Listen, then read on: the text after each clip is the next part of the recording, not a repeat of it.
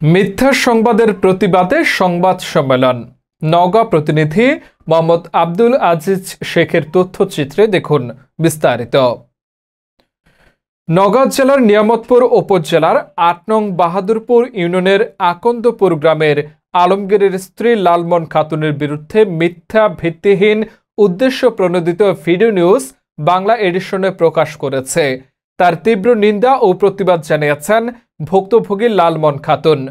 রবিবার ১৪ সেপ্টেম্বর ২০২৫ ইং ৮ নং বাহাদুরপুর ইউনিয়ন পরিষদ চত্বরে উক্ত প্রকাশিত বাংলা এডিশন সংবাদের প্রতিবাদে ভুক্তভোগী লালমন খাতুন ও তার স্বামী আলমগীর সংবাদ সম্মেলনের আয়োজন করেন।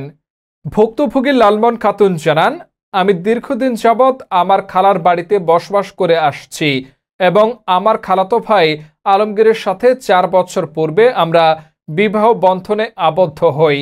লালমন খাতুন বলেন, আমি সরকারের সকল আইন মেনেই জন্ম নিবন্ধন ও এনআইডি কার্ড করেছি।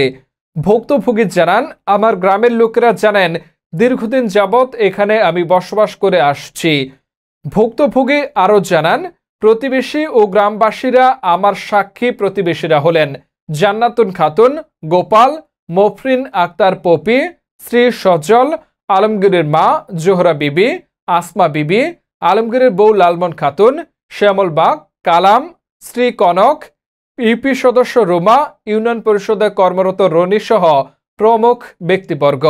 নিম্নে তার প্রতিবেদন দেখুন। প্রতিবেশী বাসিন্দারা জানান, লালমন খাতুন আলমগীরের খালাতো বোন হওয়ায় তাদের বাড়িতে দীর্ঘদিন যাবৎ ছিলেন। বিগত ৪ বছর পূর্বে বিবাহ হয় এবং ঘর সংসার করে আসছে।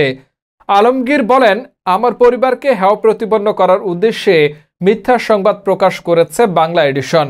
এই জন্য আমি এই সংবাদের তীব্র নিন্দা ও প্রতিবাদ জানাই। আশা করি আমার এই সংবাদ সম্মেলন প্রকাশের পর প্রশাসন ও জনমনে যে বিভ্রান্তির সৃষ্টি হয়েছে তা দূর হবে।